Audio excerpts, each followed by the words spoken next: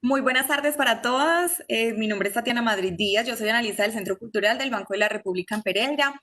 Quiero darles una cordial bienvenida y un agradecimiento muy especial por seguir conectados y participar de la actividad cultural que el Banco de la República sigue ofreciendo para poder llegar a todos sus públicos. Muchísimas gracias de verdad por acompañarnos en esta actividad. El día de hoy, pues tenemos una conferencia titulada Cimarronajes y procesos de frontera en la cuenca media del río Cauca, siglos XVIII y XIX. Para dirigirnos a esta conferencia nos acompaña el señor Carlos Alfonso Victoria Mena, un invitado muy especial. Bueno, pues antes de darle la palabra al profesor Carlos, yo quiero contarles un poquito acerca de una reseña bibliográfica de él, pues para que conozcamos quién nos acompaña el día de hoy. El profesor Carlos Alfonso Victoria Mena es historiador y profesor asociado de la Universidad Tecnológica de Pereira, especialista en gobierno y políticas públicas de la Universidad de los Andes. Es director del Departamento de Estudios Interdisciplinarios de la Facultad de Ciencias Ambientales, integrante de los grupos de investigación, educación y cultura ambiental y filosofía y memoria de la Facultad de Ciencias de la Educación, coordinador de la línea de investigación de historia ambiental de la maestría en historia de la Universidad Tecnológica de Pereira. Profesor Carlos, quiero a usted también darle un agradecimiento muy especial por haber aceptado esta invitación y vincularse con la programación cultural del Banco de la República de Pereira y también pues por compartirnos un poco de esa investigación que usted ha realizado por bastante tiempo y que bueno, en este momento podemos disfrutar a través de esta conferencia. Entonces, muchísimas gracias por acompañarnos y bueno, en este momento le doy la palabra con todo el gusto. Estaré aquí pues atenta a sus sugerencias, a lo que necesite. Bueno, perdón un momentico, quiero también aprovechar para contarles. Esta conferencia se está transmitiendo a través del Facebook Banrep Cultural Pereira y allí va a quedar grabada por si de pronto quieren verla nuevamente en otro momento o recomendarla con alguien más.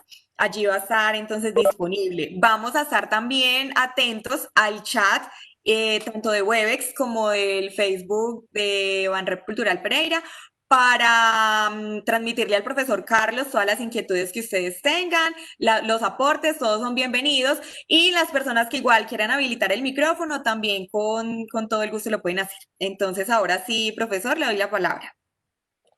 Bueno, Tatiana, muchas gracias al banco, a la Agencia Cultural por la invitación y muchas gracias también a quienes siguen esta transmisión.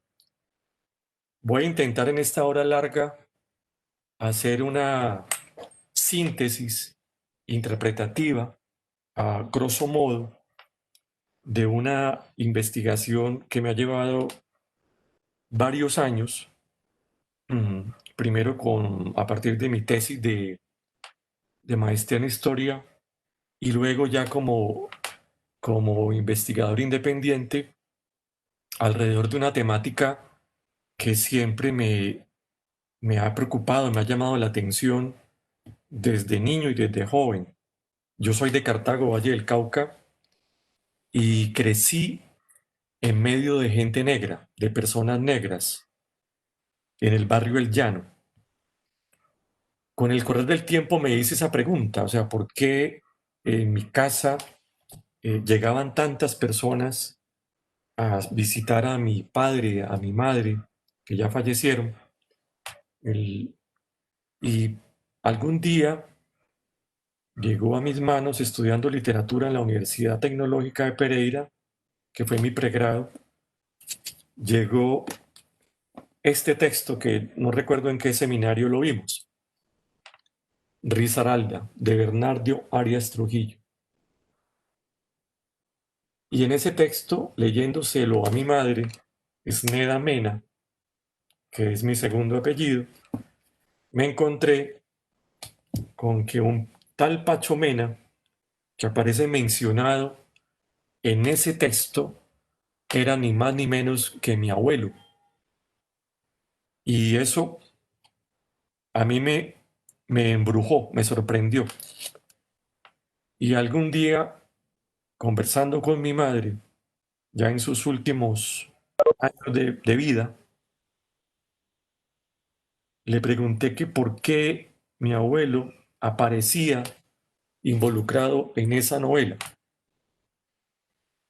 Y ahí supe que mi abuelo y mi madre habían vivido en Cañaveral del Carmen. Eso quedó así ya en los años 90, a comienzos de los 90. mmm, Hice un libro patrocinado por la Federación Nacional de Cafeteros y la Gobernación sobre Risaralda. O sea, yo quería hacer como una propuesta gráfica, una crónica en realidad, en gran formato del libro Risaralda. Cuento eso porque ahí de alguna manera están las raíces o los orígenes de, de esta investigación, y lo que voy a presentar ahora, como dije en un principio, rasgos de un trabajo que espero puedan leer muy pronto ustedes. O sea, es un trabajo que combina fuentes primarias,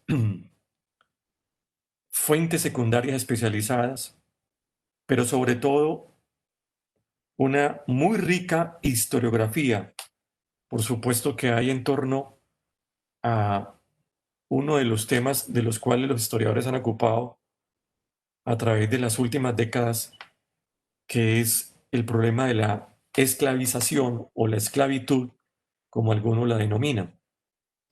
Y en especial, esta investigación se focaliza en un territorio al cual yo le he hecho muchas preguntas. Preguntas que surgen de la configuración espacial, social, económica, cultural, política del sur al sur del Valle del Risaralda. Es decir, ahora vamos a ver mapas entre Cartago y la Virginia, cuenca media del río Cauca, que es en realidad donde yo me ubico para estudiar por qué desapareció ese asentamiento de Cañaveral del Carmen donde vivieron mis antepasados. Entonces, esa pregunta me ha llevado a encontrar una ruta metodológica, pero también teórica, y es cuáles son los contextos y cuáles son las raíces de esos asentamientos dispersos a margen izquierda del río Cauca, y en las bocas de algunos de sus afluentes más importantes en esa cuenca media del río Cauca. A partir de ahí, pues indudablemente que regresé a mi ciudad natal, a Cartago, pero regresé con el ánimo de escarbar, de averiguar, de indagar en el archivo histórico de Cartago qué huellas, qué hilos podrían conectar esos asentamientos de el siglo XIX y más o menos hace un siglo que perduraron allí en el Valle del Risaralda. Y en ese proceso, debo agradecer, por supuesto, a Betty Valencia, la directora del archivo, que ha estado por acá en el chat, en esta presentación. Fui encontrando la forma de cómo eh, ligar o cómo articular los procesos de la sociedad esclavista con los procesos de cimarronaje en ese espacio biogeográfico que junta tanto la cuenca del Alto San Juan como la cuenca media del río Cauca. Pero al mismo tiempo fui avanzando en la forma de cómo vincularme a una propuesta a modo de agenda de investigación del historiador vallecaucano Jaime Londoño Mota. quien en sus trabajos, en sus publicaciones, ha propuesto un debate sobre lo que ha sido el uso del concepto de frontera y el uso del concepto de colonización. Ahora vamos a ver eso. Entonces, el título de esta charla tiene una característica, es que estoy hablando de procesos de frontera y cimarronajes. Y eso puede resultar un poquito exótico y lo voy a explicar, porque nosotros en este territorio, al suroeste de Antioquia, estamos muy permeados por la idea de una colonización antioqueña. Y ahí aparece uno, digamos, de los primeros problemas que voy a intentar eh, plantear para luego dar paso a las evidencias que me permitirían en alguna medida probar la hipótesis. Entonces, antes de avanzar, voy a leer algo muy rápido que hace parte de uno de los capítulos del texto, bajo el título Cartago esclavista, Tadó libertaria, porque ahí donde yo encuentro las raíces históricas de esos poblamientos de gente negra en la cuenca media del río Cauca. La presencia afro y afrodescendiente en la región frontera del Cauca Medio y la subregión del Valle del Risaralda experimentó diversos momentos, circunstancias y procedencias. Fue un grito desesperado contra el suplicio de la dominación blanca, empezando por la europea. Las referencias más comunes y populares sobre este proceso están asociadas a los picos conflictivos acaecidos en el transcurso del siglo XIX, y los más escondidos o remotos en el tiempo, o lejanos, mejor, se podrían remontar al primer cuarto del siglo XVIII en adelante, si se toman en cuenta los efectos territoriales, insisto, subrayo eso, de los levantamientos iniciales de esclavizados. Aquí voy a hacer un paréntesis. Ustedes me van a escuchar que yo no voy a utilizar la palabra esclavos, sino esclavizados por respeto, por un profundo respeto a las personas negras, porque, digamos, así es que en las narrativas y en los estudios de los hermanos afrodescendientes se denomina lo que antes los blancos occidentales llamaban esclavos. Entonces voy a utilizar la palabra esclavizado, que es la más correcta.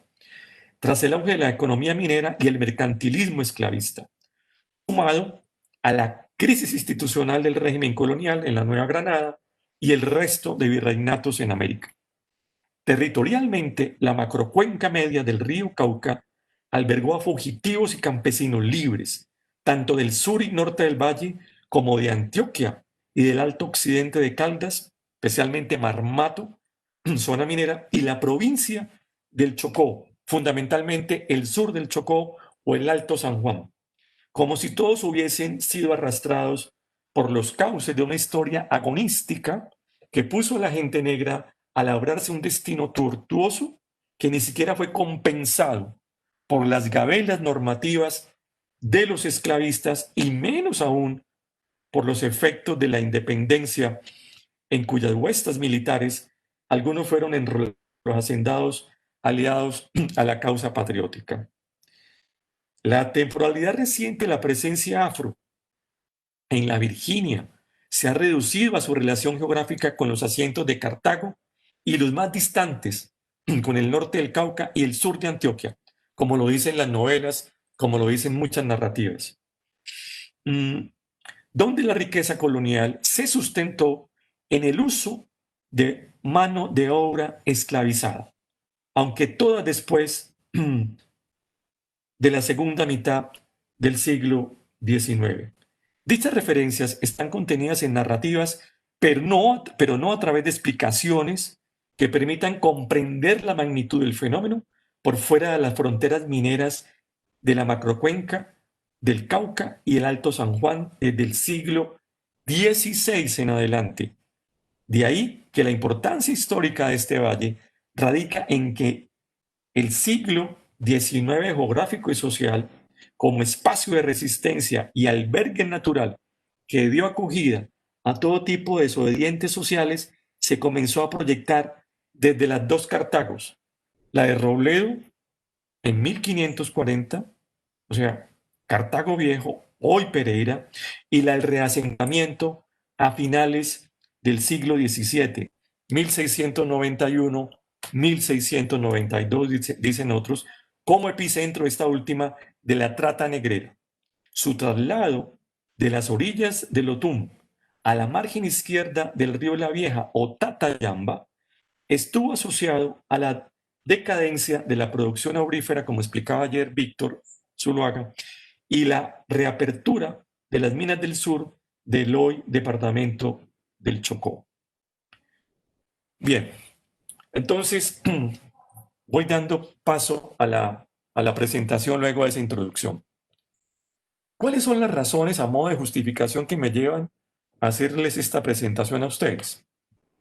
Primero, cómo enfrentar actos de supresión de la historia, actos de negación, actos de olvido y silencio, como he venido intentando demostrar, y la necesidad de reescribir la misma historia, pero a partir de la relectura crítica de los documentos ya conocidos y considerar nuevas inteligibilidades de encadenamientos posibles, incluso, por supuesto, a partir de nuevas preguntas y también nuevas hipótesis. Romper el nudo ciego de las expresiones asociadas al espíritu cimarrón en el Valle del Risaralda desde una perspectiva histórico-espacial va en dirección a esta tesis que solo busca interpretar las relaciones del pasado colonial con las fronteras de la libertad en el Cauca Medio. Ahora bien, una condición para poder entrar a esta reflexión es, y no me voy a detener aquí porque no estoy en una clase, desearía estar acá en una clase, pero ojo con estos tres conceptos: el concepto de frontera, el concepto de colonización y el concepto de poblamiento. Aparentemente podrían ser equivalentes, pero no lo son, en tanto que ahí compiten tanto el modelo que utilizaron algunos historiadores, pero también el concepto como tal de frontera que se ha venido asimilando o abriendo paso en las últimas décadas en América Latina, con los trabajos de Alberto Reborati, Rui Moreira en Brasil y otros tantos, Richard Morse, en fin. El otro concepto que es muy importante para poder, desde el punto de vista teórico y metodológico, entender el fenómeno del cimarronaje y esos espacios que dieron origen a las sociedades cimarronas en la cuenca media del Cauca, pasan también por el concepto de región frontera. Región frontera que tiene que ver básicamente con aquellos espacios no ocupados durante la colonia. Y a su vez, el concepto de Richard Morse, el concepto de patrón de archipiélago, que tiene que ver básicamente con ocupaciones de espacios de modo centrífugo al interior de la región frontera y en este caso a una subregión de esa región frontera de la cuenca del Cauca Media, como es el Valle del Risaralda. Ahora, la polisemia del concepto de frontera es una de las principales dificultades para entender, en principio, por qué no hubo una sola colonización, en este caso, por cuenta, de manera, digamos, extraordinaria, por cuenta de los antioqueños, ricos y pobres, empresarios y subalternos. Lidiar, digamos, con el posicionamiento en el imaginario, en la identidad regional, es complejo, porque finalmente, adoptando los mecanismos explicativos y los trabajos de geógrafos como James Parson, pues es difícil finalmente lidiar con ese mito colonizador antioqueño blanco, racial, y que también, digamos, se instauró en el imaginario regional. Por el contrario, desde esa deconstrucción, utilicemos ese término, de la herencia anglosajona del concepto de frontera como una línea móvil que se movía del este al oeste de Estados Unidos, al oeste de Estados Unidos, como si fuese un espacio vacío, pues no tiene nada que ver con los procesos ni de colonización, ni de frontera, especialmente en Sudamérica. Entonces, ahí ustedes ven un listado de los distintos significados del concepto de frontera. De todos esos, yo estoy utilizando para este ejercicio historiográfico, insisto, historiográfico, cómo una frontera se podría entender como el lugar de encuentro entre dos o más culturas y no una frontera como una línea que separa estados, ni mucho menos como un espacio vacío que va a ser asimilado por una cultura superior o por una cultura que denominaría a los que están en ese espacio como unos bárbaros bajo el lugar social de enunciación de la civilización, como en realidad se ha interpretado. Entonces, ¿esto qué implica? Implica desmitificar la frontera desde unas variables, digamos, mucho más realistas, desde el punto de vista histórico, desde el punto de vista político, económico y social. Desde los conflictos de clase, la violencia y las desigualdades de poder. Eso nos lleva a unas nociones diferentes de frontera según los actores, es decir, según los pobladores, que es, digamos, una variable de esa reflexión, digamos, que se le atraviesa el concepto anglosajón de frontera en el caso de todo el continente americano. Y teniendo en cuenta eso, lo que vemos a través de los documentos es que quedaron unos espacios despoblados durante el periodo colonial. Y eso va a dar origen, en esa idea de la región frontera, a unas ocupaciones de carácter centrífugo. Y eso va a dar cuenta de diversas tipologías de fronteras, entre ellas las fronteras cimarronas. En ese sentido, yo adopto el concepto de frontera como un proceso hasta hoy. Es decir, también, y hay que decirlo, y lo digo por alguna clase que tuve con Sebastián Martínez, nuestro colega historiador, y es que el proceso también de colonización no ha terminado. Hoy hay nuevas colonizaciones, entre otras cosas, y que no se reducen a las colonizaciones, digamos, de hace 150 años o de comienzos del siglo pasado. Bueno, esto para los que nos siguen en el exterior, por ahí debe estar Martín Giraldo desde Canadá. Esta es la localización de este trabajo, la cuenca media del río Cauca, especialmente estoy tratando de mirar este sector entre Anacaro, la Virginia, por supuesto Cartago y las bocas o donde desemboca el río Tun en Estación Pereira sobre el río Cauca. Bien, la penetración española a los placeres mineros del Chocó entre siglo XVI y siglo XVII. Sobre esto, indudablemente hay unos trabajos muy interesantes, tal vez uno de los más emblemáticos de todos, de Robert West, en el texto de la minería de aluvión en Colombia durante el periodo colonial, publicado por la Universidad Nacional en 1972, y a través de este trabajo se puede ver cómo fue ese proceso, también más los de Jaime Jaramillo Uribe, cómo fueron penetrando los españoles después de 1540 en adelante a la región minera de Novita y de ahí en adelante hacia Tado. Por la cordillera occidental, pasando por la región del Chamí y subiendo de Cartago a Anserma pasando por el Cairo y cayendo al río Ingará y de ahí al río Tamaná.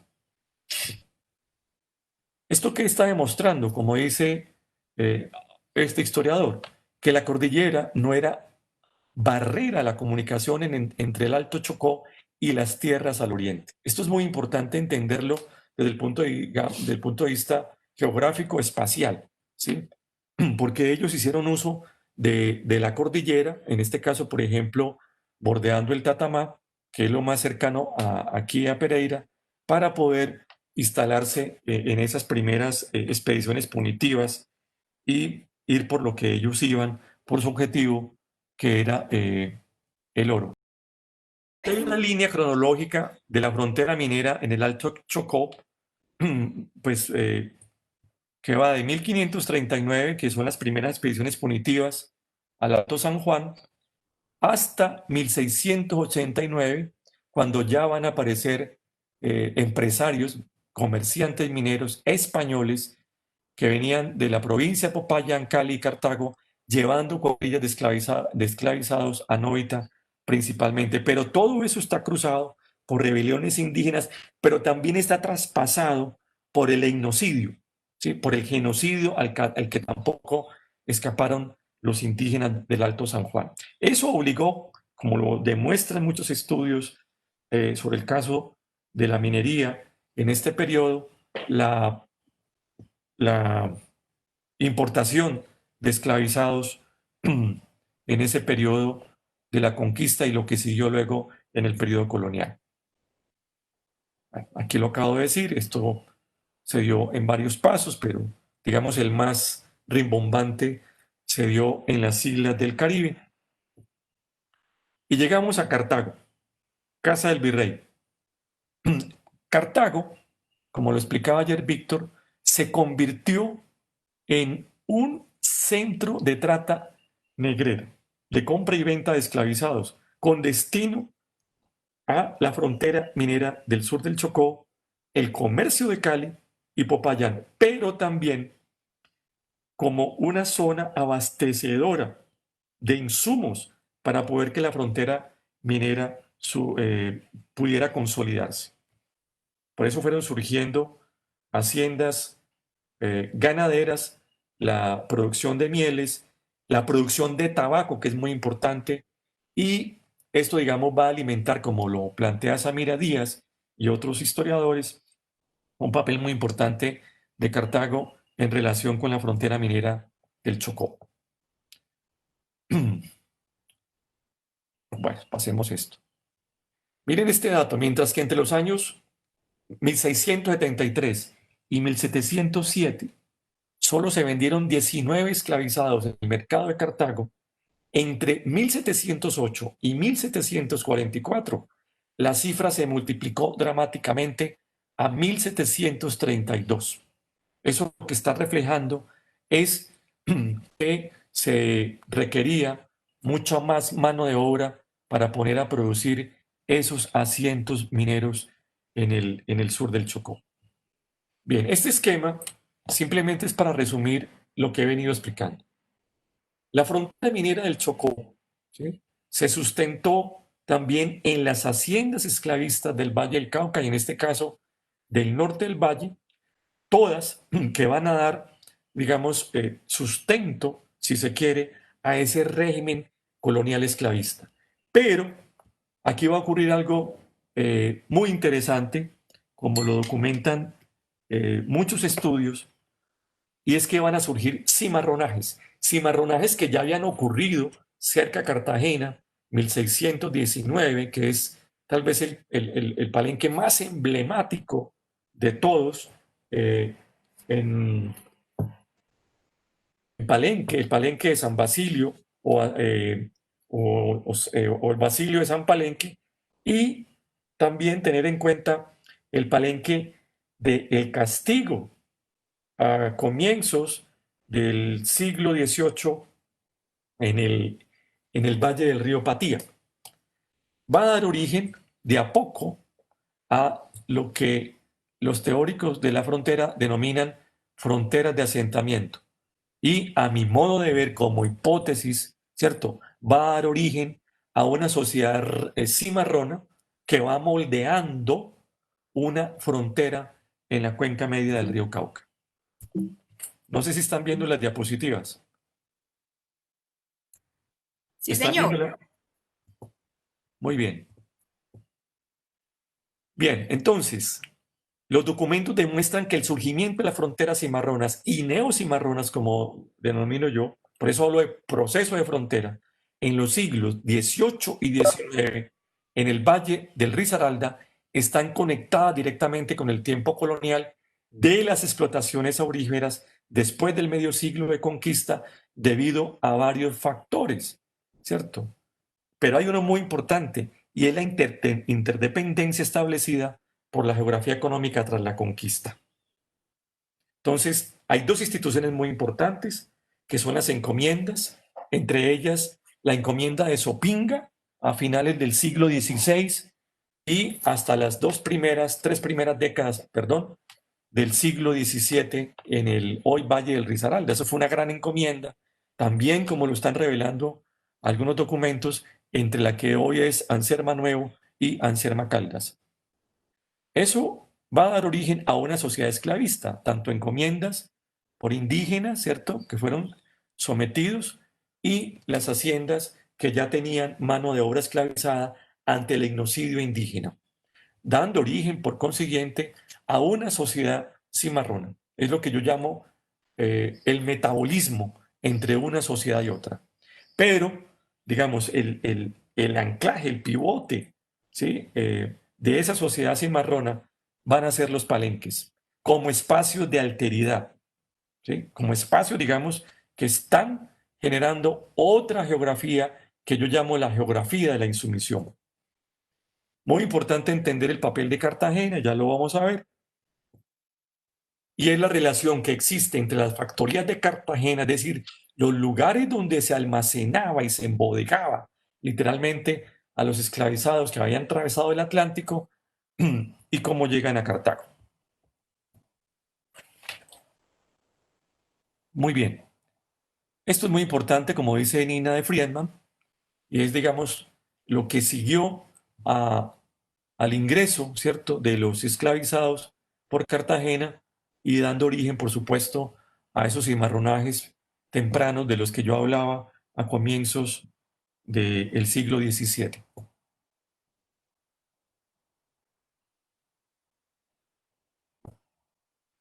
Aquí voy a mostrar, esto es una muestra, ¿no?, porque tengo unas tablas mucho más densas obtenidas en el Archivo Histórico de Cartago, para que nos demos cuenta cómo esas compañías francesas, pero especialmente inglesas, en este caso la Compañía de Guinea en Cartago en 1712, sostuvo un tráfico y un mercado de esclavizados con intermediarios en Cartago, bien sea para introducirlos a la frontera minera del Chocó, o bien sea para despacharlos a otros lugares como Buga, Popayán o Cali, o para ser empleados en las haciendas circunvecinas de Cartago, en esa Cartago nueva que estaba surgiendo después de 1691-92. Este cuadro muestra una trayectoria del proceso de insumisión social en el Chocó y en el norte del valle, que arranca con el decano, digo yo, de todos los cimarronajes que inspiran además otras revueltas, como fue la de 1728 en Tadó, Chocó, 1773, huidas de esclavizados en Anacaro. No hay muchas evidencias, por lo menos en la historiografía que yo he leído, pero como decía Víctor, hay que buscar la aguja en el pajal, en el archivo del Fondo de Esclavos, el Archivo Nacional de la Nación.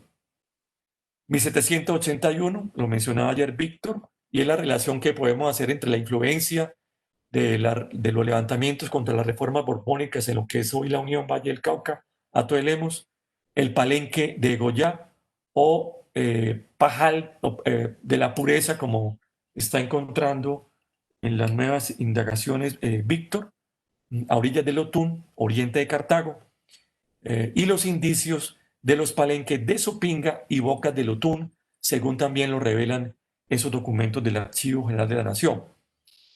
Pero también se va a extender, ¿cierto?, al siglo XIX, para poder explicar el origen también de esos enfrentamientos entre las aduanas de la naciente república después de la independencia con los cosecheros de tabaco afincados en el área de influencia entre Cartago y Zopinga.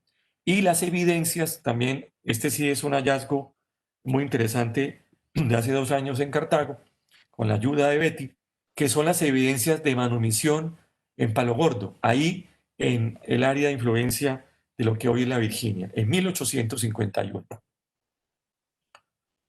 Bueno, esto lo vamos a pasar, también lo va a pasar rápidamente. Aquí lo más importante del alzamiento y el cimarronaje de Tadó es la participación de un esclavizado jamaiquino, que seguramente ya tenía noticias y había tenido roces con, o experiencias con los cimarronajes y levantamientos que habían ocurrido en Haití, en Puerto Rico y en Cuba. Bueno, aquí muy importante Mateo Mina, su hermano. Esta imagen, ¿por qué la traigo? La traigo porque en esas preocupaciones de jóvenes, siempre a nuestro padre Heriberto le preguntábamos que él por qué era y se había hecho tan amigo de personas negras y de personas del Chocó. Y nos dijo, ustedes tienen que ir y tienen que conocer. Bueno, y hicimos una expedición, eh, tres hermanos junto con eh, Luz Amparo Montes, que debe estar conectada, espero que esté conectada. Y nos fuimos a buscar el río Ingará, el río Tamaná, el río Surama y el río Suramita, en la zona de influencia de Novita. Bueno, esto es muy importante. ¿Por qué Goya y por qué Sopinga? Lo llamo yo como los rasgos más sobresalientes de esa frontera cimarrona a la que estoy apelando. Y pues ya planteabas un poco el papel pues de Cartago en la introducción de mano de obra esclavizada, pero también en el papel de surtir con insumos esa frontera. Ahora, ¿qué explicación histórica puedo dar? Que ese levantamiento de 1785, entre agosto y octubre, lo que llama Víctor un palenque efímero, tenía eh, unas características muy especiales. Ya todos sabemos por la historiografía el maltrato, los abusos, la manera probiosa como trataban a los esclavizados. En segundo lugar, también considerar, como dicen algunos autores, especialmente Jaime Jaramillo en sus primeros trabajos de los años 60, al decir que los esclavizados eran agentes de su propia historia, ¿sí? En la medida en que en el horizonte inmediato de su causa liberadora no era solamente escapar de sus amos esclavos, sino también tratar de resistir y de asentarse como campesinos libres. Los trabajos de Eduardo Mejía en el Valle del Cauca sobre el origen del campesinado del Valle del Cauca, que son muy interesantes, van mostrando, ¿cierto?, cómo ese proceso, bien sea de manumisión o bien sea de liberación, de huidas, ¿cierto?, de cimarronajes, van amalgamando ese campesinado libre, especialmente ya cuando va entrando en crisis el régimen esclavista, finalizando el siglo XVIII. Y también porque adoptaron formas organizativas que de pronto, como lo he visto en Cañaveral, ya con más documentos, adoptaron figuras, por ejemplo, como la del rey, como la del cepo, es decir, instituciones que habían visto ellos de los blancos acá en América. El exenio fronterizo colonial esclavista dio origen a una frontera de acento cimarrón que se concretó a través de rebeliones sucedidas en diversos puntos de la geografía afín a Cartago.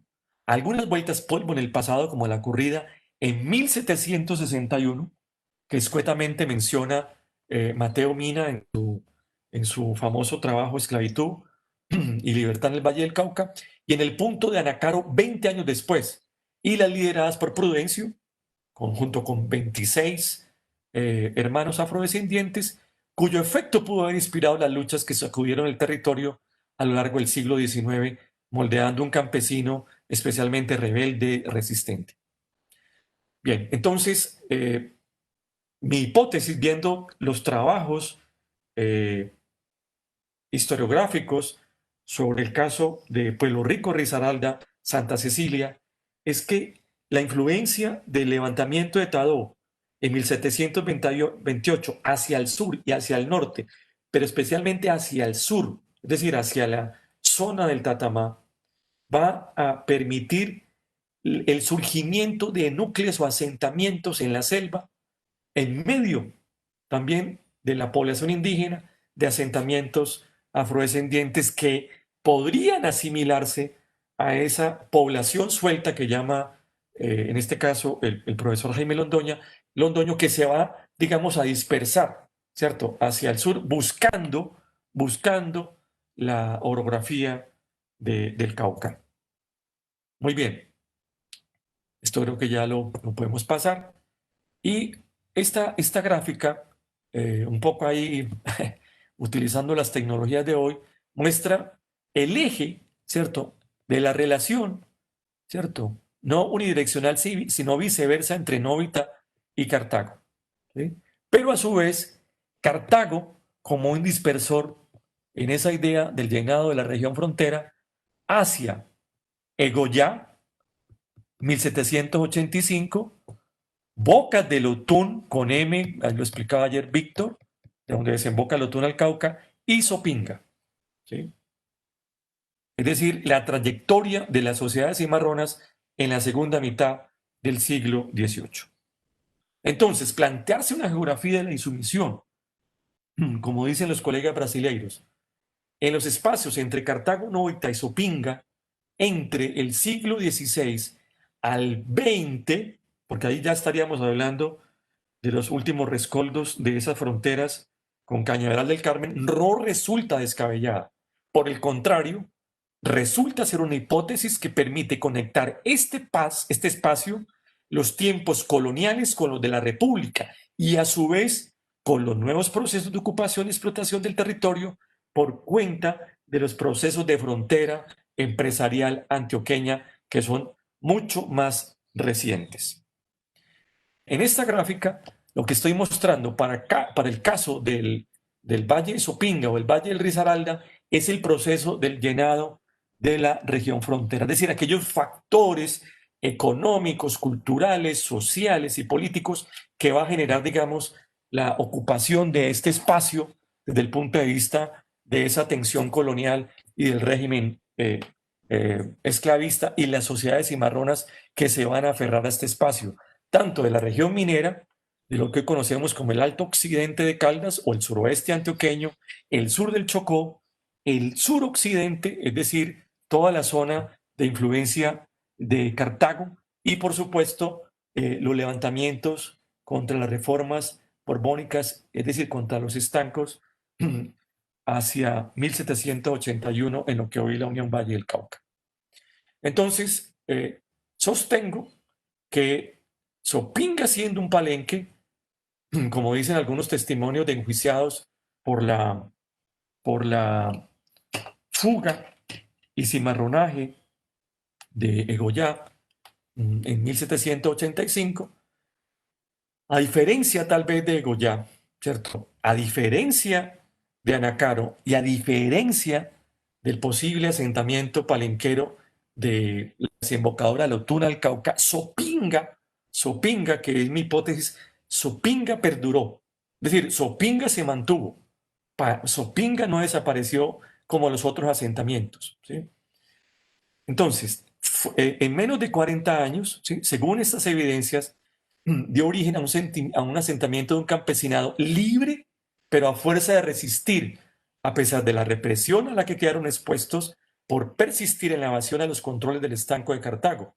La impronta díscola de Sopinga, la cual se hizo famosa y temible para el gobierno de la Gran Colombia, se derivó de un hecho complejo pero abiertamente diciente con respecto a las contradicciones inherentes a los procesos de independencia. Recuerden ustedes que muchas de las instituciones, como el diezmo, ¿cierto?, como los mismos estancos, o sea, esa manera de darles impuestos al campesinado, se mantuvieron hasta antes de las reformas liberales, antes de la primera mitad del siglo XIX. Entonces, el palenque y no otra estructura social es la que se va a erigir como posibilidad de reconstruir vidas y propósitos, por más elementales que estos fueran, como la subsistencia. Aquí trae evidencia del siglo XIX sobre los rasgos y ecos de la frontera cimarrona en la confluencia de los ríos Cañaveral y Risaralda en la cuenca media del Cauca. Entre ellos, el más interesante que yo he encontrado es un billete de manumisión de esclavizados con un valor nominal de 20.000 y algo reales, un platanal, un cacaotal en el terreno de Palo Grande, titulado también Sopinga, por una dote entre dos familias que están solicitando la autorización de un matrimonio, entre otras cosas, muy efímero en el régimen liberal de la República, del 19 por una dispensa, por una reforma que permitía los matrimonios civiles. Bueno, eso gracias a los documentos que existen en Cartago. Bueno, esta es el valle de Sopinga, el valle del Risaralda. Acá es Cañaveral y acá hacia el sur, ¿cierto? Aquí hacia el sur está Cartago y acá hacia el oriente lo que hoy es Pereira. El río Cauca, que yo también he llamado como un río de la libertad, ¿sí? Bien, entonces mi hipótesis en consecuencia tiene que ver en la forma en cómo se podrían conectar las continuidades históricas de la construcción social y política de un territorio especialmente desobediente e insumiso con nuevas interpretaciones sobre la diversidad de colonizaciones. Lo que yo estoy planteando, viendo la literatura racial sobre el proceso de frontera en el Valle del Risaralda, es que se invisibiliza, se niega, se desconoce, entre otras cosas, la existencia de remanentes y de procesos de ocupamiento cimarrón y neocimarrón en ese sur del Valle del Risaralda. Y eso ha tenido obviamente consecuencias para efectos de los ritmos estructurales de los que hoy estamos hablando. Entonces, en esta gráfica que la terminamos de hacer ayer con nuestro colega Juan Carlos Sierra, se puede ver en el mapa, ¿cierto? Digamos, en la red hídrica de la subregión y las temporalidades también, ¿sí? Entre Cartago, Anserma ¿sí?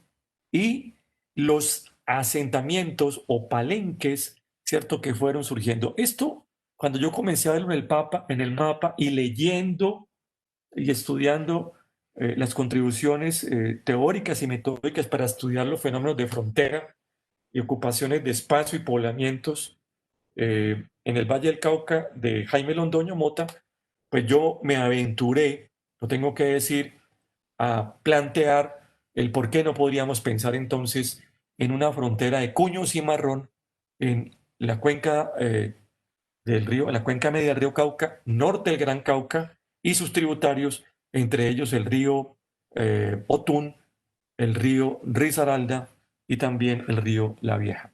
En los puntos Anacaro, Sopinga, Bocas del Otún, Fuego Ya. Pasemos esto, ya esto lo planteé. Bien, siguiendo con esa hipótesis central, me quedan 7 minutos.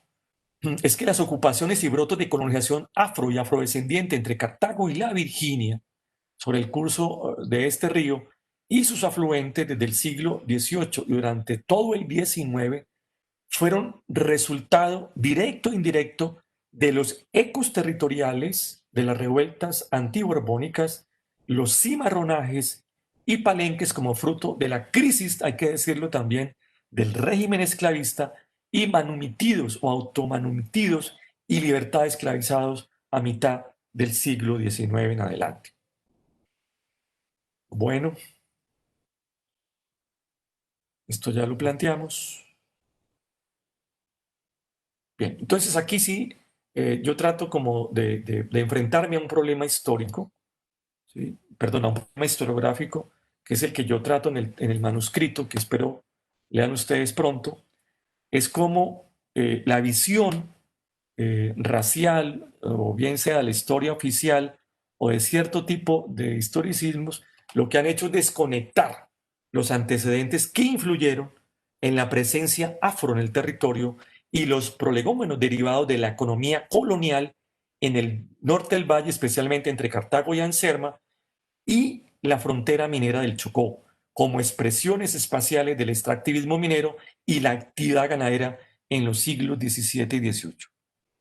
Este ejercicio lo tuve que hacer, es decir, devolverme y mirar y encontrar las ligazones entre esa frontera minera del Chocó y las fronteras cimarronas que le siguieron por cuenta de los cimarronajes.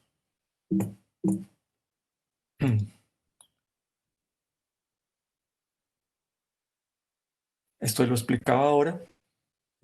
Y ya con estas dos imágenes termino. Esta fotografía del archivo familiar de un pariente, de una pariente que vive en Estados Unidos, que la obtuve hacia el 2013-2014, cuando apenas estaba entrando yo en calor con esta investigación. Es una vivienda típica de hace más o menos un siglo en el asentamiento de Cañaveral del Carmen. En el primer plano se ven las bandejas de secado del cacao. Esta es una frontera que en lo económico producía cacao, producía tabaco y plátano. Y por supuesto también pesca, dadas las condiciones ecosistemáticas de valle aluvial al sur del valle. Al fondo están mis parientes. Al fondo está mi abuelo, está mi madre Sneda y mis tías. Y ese es el encuentro que yo tengo con la historia de mis antepasados para poder producir este relato, y son ellos como actores los que también van de alguna manera a decorar las narrativas de la familia que se hizo hegemónica en el Valle del Risaralda, especialmente la familia y descendientes de Francisco Jaramillo Ochoa, como el que yo llamo el capitán empresarial del proceso de esa frontera en el valle. Y esta imagen obtenida del Archivo Histórico de Cartago y que utilicé para una presentación hace unos años en la Casa del Virrey por invitación de Betty Valencia, para mostrar las viviendas eh, que compaginaban justamente con ese proceso del campesinado libre, ¿cierto? Como viviendas típicas que ya no existen, por supuesto, tal vez los últimos remanentes quedan en el corregimiento de San Antonio, municipio de Toro. Y esta es una evidencia que indudablemente lo que está mostrando es justamente la, la, la existencia cultural, en este caso, de población afrodescendiente, campesinado libre, que fue moldeando esta frontera que yo llamo cimarrona. Muchas gracias. Ahora sí, preguntas o comentarios. Profesor Carlos, muchísimas gracias por compartirnos esta conferencia. Estos procesos de investigación que ustedes realizan realmente son muy importantes porque nos ayudan a conocer un poco más sobre nuestra historia. Bueno, le cuento que a través del chat, tanto de Webex como de Facebook, tenemos algunas inquietudes de las personas que nos acompañan, entonces yo le voy a ir leyendo por acá. John Laina nos dice, profesor Victoria, en los esclavizados que se dejaban para labores domésticas predominaban las mujeres. Y si así era, ellas iban a las labores de cocina. Lo que hemos encontrado es que los hombres son los que van al frente minero, van a la frontera minera, ¿sí? Y las mujeres, como tú dices muy bien, se quedan en labores domésticas o también como nanas, ¿sí?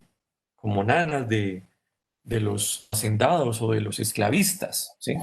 Y pues ahí van a suceder muchas situaciones que obviamente habría que adentrarse en esos procesos también, digamos, de mestizaje que vendrán luego y de hibridaciones culturales. Pero evidentemente sí.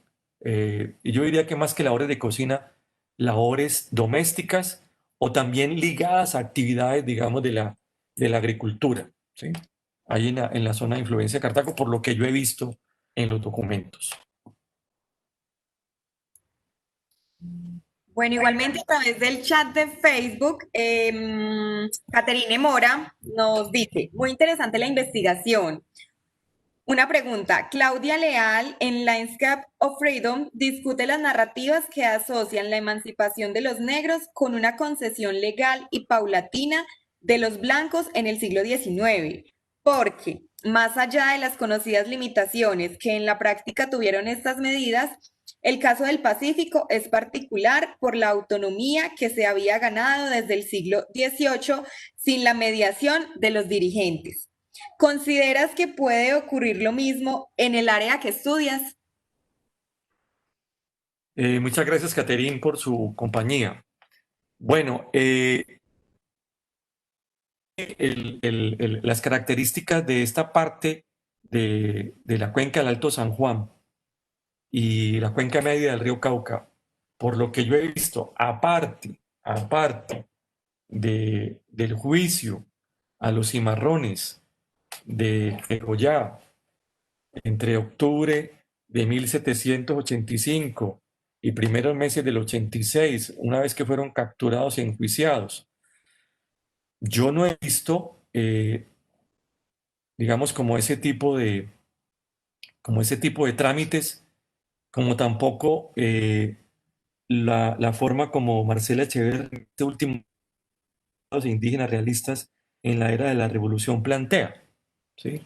Digamos que aquí lo que yo he visto en estos años, en esos documentos, es lo que dicen esos documentos es que hay un mercado de esclavizados muy intenso, ¿sí? Muy intenso, como también fue muy intenso esos brotes de, de rebeldía. Ahora, si vamos a asimilar toda el área del Pacífico, el Pacífico tiene sus regiones, porque digamos, ahí hay un capítulo muy interesante y son los esclavizados de contrabando que van a ingresar por la boca y por el delta o por las bocas del río San Juan arriba de Buenaventura, ¿sí? Otro asunto que se podría asimilar allí son las alegaciones o los alegatos entre la gobernación de Popayán y la gobernación del Chocó, porque entre otras cosas, una de las maneras, militarmente hablando, que permitió sofocar la rebelión de Tadó en 1728 fue el acontanamiento militar de nobles mm, en, en Cartago, lo que les permitió reaccionar muy rápido, ¿cierto? Militarmente para poder sofocar esa rebelión. No sé si te puedo responder de esa forma, Caterín. Bueno, esperemos a ver si entonces la señora Caterina nos contesta algo a través del chat. Igualmente, el señor Martín Giraldo a través de Facebook nos dice, Carlos, gracias por la presentación tan interesante. Me pregunto si a través de su investigación se puede evidenciar un agenciamiento de estas comunidades cimarronas en la configuración del paisaje del Valle del Risaralda en términos de poblamiento y agricultura, o si los levantamientos tuvieron alguna influencia en las dinámicas históricas y geográficas de las haciendas de la región. Bueno, muy interesante, Martín. Muchas gracias. Martín está en Canadá en este momento. Muchas gracias, Martín. Bien, esa pregunta es muy interesante y está contestada en el manuscrito, ¿sí? Eh, a ver, en ese periodo de la agonía colonial y el periodo de la República, como dije hace un rato, lo que permitió la subsistencia de ese campesinado libre, de esos cimarrones, es justamente aprovechar las condiciones, y esto pues no es determinismo ambiental como dicen algunos, las condiciones ecosistemáticas del territorio, ¿sí? Y lo primero que se ve allí es el cultivo del tabaco eh, entre 1826 y 1832, hasta que eso se liberaliza, que fue, digamos, como su, su renglón económico más poderoso. El cacao, que se sostuvo, incluso ahora hay un rebrote de cacao más al norte de la Virginia, pero aquí habría que hacer una diferencia que lo he visto en documentos allí en Cartago, y es los arrendatarios de tierras, ¿cierto? En estancias, ¿cierto? Que propiamente para el caso de esta parte del Valle del Cauca es como la transición entre la hacienda, ¿sí? Eh, estancias que tienen manumitidos, ¿cierto? En este caso, el nombre del Valle de Risaralda se deriva de Risaraldé, un español que eh, tuvo su predio entre Cartago y, y la Virginia, y donde yo supongo que este señor empleaba mano de obra esclavizada, ¿sí? Y que ya luego por razones de las reformas y todo este asunto entre el 18, el 21 y ya el gobierno liberal a mitad del 19, pues obtuvieron su libertad. Pero lo que uno ve mucho más reciente, es decir, a finales del 19 y comienzos del 20, es justamente una economía y una actividad agropecuaria muy intensa con Cartago, ¿sí? Y eso lo vemos en el capítulo 1 de la novela, que tal vez de la novela Risaralda, donde se destaca cómo el río Cauca, que ese es un factor muy importante, y el río La Vieja va a ser prácticamente, como dice Arias Trujillo en la novela, como si fuese la plaza de mercado.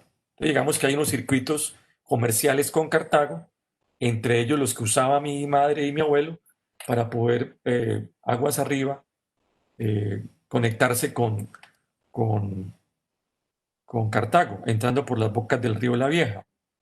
Y pues había un intercambio comercial entre pescado, plátano, cacao, especialmente cacao, y lo que traían de Cartago.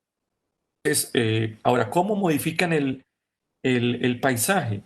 Yo creo que la modificación del paisaje se viene a dar, pero cuando entra el capital financiero, cuando entra el capital agropecuario al Valle del Risaralda, después de la Guerra de los Mil Días, es decir, entre 1904 y 1909, el gobierno de Reyes, viene ya un proceso que tú y yo sabemos que han trabajado algunos historiadores ambientales, que es el asunto de las innovaciones ecosistemáticas, entre ellas el uso de drenajes para poder dar paso a la siembra de pastos y con él dar paso a la ganadería extensiva. Pero eso lo vamos a ver más o menos hace un siglo, es decir, entre 1910 y 1920, cuando se consolida la hacienda ganadera, que también de paso va a destruir el bosque seco tropical en esta área, que es un área por debajo de los 1000 metros sobre el nivel del mar, hasta llegar hoy, ¿cierto?, al monopolio cañero.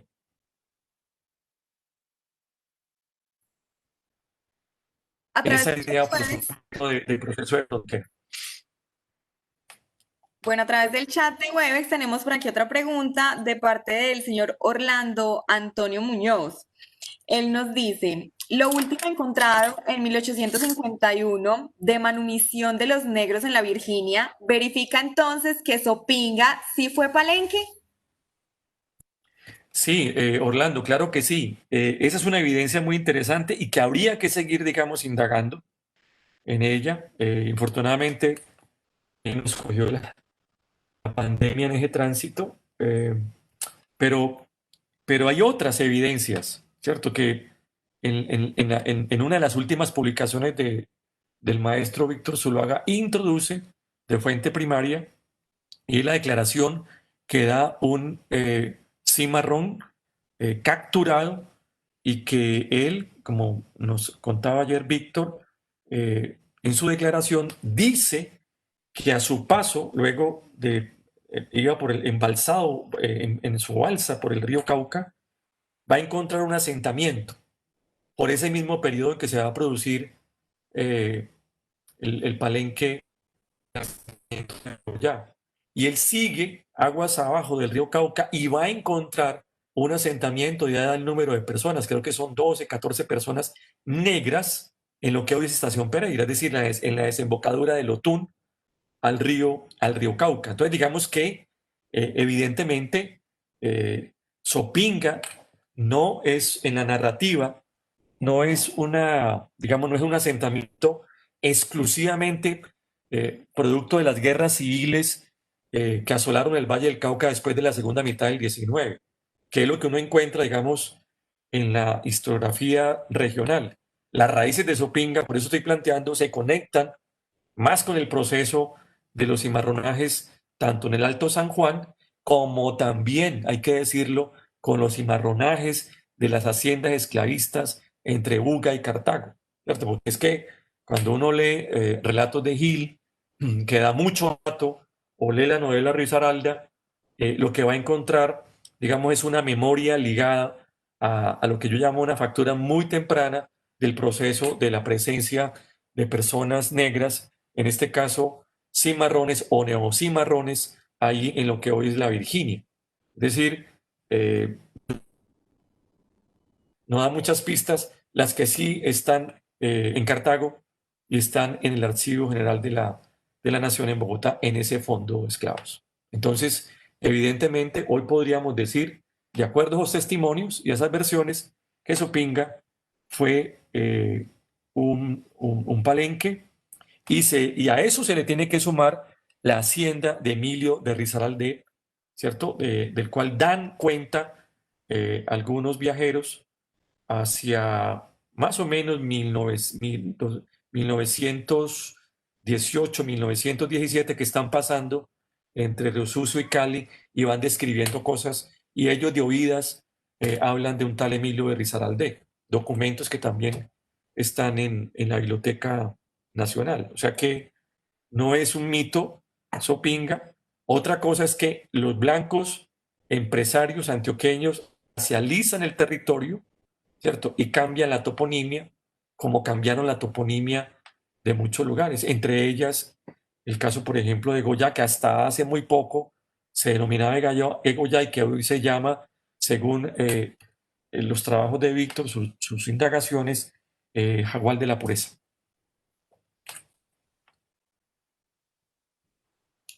No sé si habrá más preguntas. Profesor Carlos, en este momento no tenemos más preguntas, pero sí tenemos a través del chat muchos comentarios de felicitaciones y agradecimientos.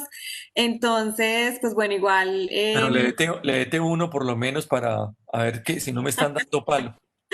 no, no, para nada. Dicen muchas gracias por su exposición y respuesta. Dice felicitaciones. Gracias, Carlos. Pues hay muchos comentarios, como le digo, de felicitaciones y de agradecimientos. Pues nuevamente, en nombre del Centro Cultural del Banco de la República. Pero déjame un segundito, yo, dos minuticos, un minutico. Eh, Claro que hacer, sí. quiero agradecer los comentarios porque créame, yo a mis estudiantes en la UTP les digo que, bueno, aquí está Lorena Ibargüen. eh, yo esto lo hago fundamentalmente bajo un principio, como lo decía esta semana para unos colegas de Europa que nos estaban preguntando para un canal de televisión sobre lo ocurrido en Belalcázar y con la estatua de Belalcázar. Yo esto lo hago básicamente o fundamentalmente eh, para entender estos procesos de otra manera, es decir, para generar nuevas visiones sobre lo que hoy tenemos para poder explicar, digamos, la sociedad actual, ¿sí? Una sociedad muy, digamos, muy desigual y donde, digamos, el racismo estructural sigue estando allí. Y eso tiene que ver, entre otras cosas, con esos modelos y conceptos utilizados sobre o alrededor del concepto de frontera. Entonces, plantear una frontera cimarrona a partir, digamos, de un encuadre teórico, de una metodología, con algunas evidencias, va sencillamente en la búsqueda de justicia histórica. Por eso el texto que espero lean pronto se va a llamar El Valle de los Silencios Negros, porque yo siento que ha habido un silenciamiento, ¿cierto?, en la narrativa, en ese relato oficial sobre la otredad. Entonces yo trato de darle voces, ¿cierto?, a esa otredad que ha sido históricamente, bueno, marginada, como también lo han sido los indígenas. Y no trato, por supuesto, de hacer apología, simplemente trato de hacer justicia, pero al mismo tiempo trato de hacer memoria, en este caso, aparte de, bueno, de los sufrimientos de mi abuelo y de mi madre, quien al final de sus años simplemente me dijo algo cuando los campesinos de Cañaveral hace un siglo fueron, en esa misma frontera, fueron desplazados. Y simplemente me dijo, mijo, eso fue muy horrible lo que pasó allá. Y no quiero hablar de eso. Claro, ya cuando busqué en documentos en esta investigación, sus casas fueron incendiadas, fueron quemadas. Y eso a mí me ha dolido en el alma. Entonces yo quiero romper ese silencio y decir, qué pasó. Y este trabajo básicamente va en memoria de esos campesinos y esas campesinas que venían de esos cimarronajes que, como dije, se remontan a esa Cartago oprobiosa y esclavista, donde yo nací, donde yo estudié, donde yo me crié, como dice la canción. Así que muchas gracias. Profesor, tenemos una última pregunta a través del chat de Webex, entonces yo creo que pues todavía tenemos el espaciecito para responderla. Dice, profesor Carlos, teniendo presente que las mujeres afro se encargaban de las labores domésticas y de los procesos de agricultura en las haciendas esclavistas de Cartago, ¿qué prácticas alimentarias fueron heredadas de esta comunidad en la cultura gastronómica de la región? Es una pregunta por parte de Julián David Buitrago, que también nos acompañó ayer y que pues como les contaba ayer también, él es un investigador y pues conocedor de toda la gastronomía, entonces está interesado en este tema. Mira, te cuento una cosa. De niño, yo viví en una de las, yo viví en la calle Real, en Cartago. Ahí nací yo. Y ahí a la vuelta de la esquina, en la 15 todavía, debe existir la casa que vivían unas mujeres bellísimas negras, la familia Rentería. Y yo recuerdo que ellas eran unas grandes cocineras.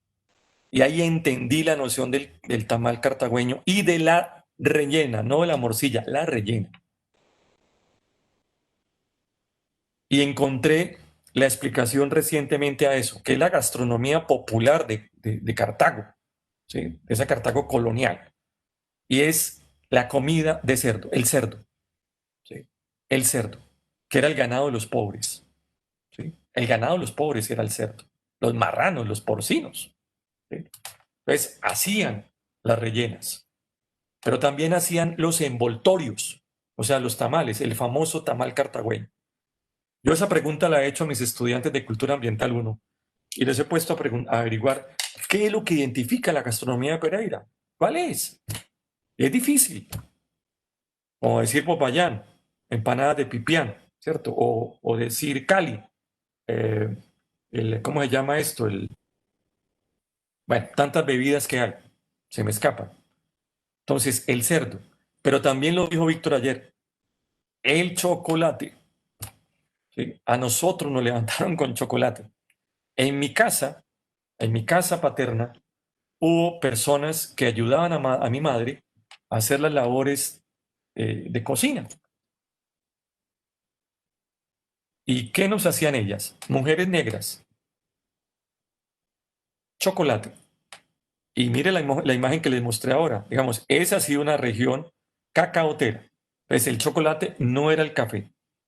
Pero también todas las versiones de los envoltorios, especialmente la masita de choclo, ¿cierto?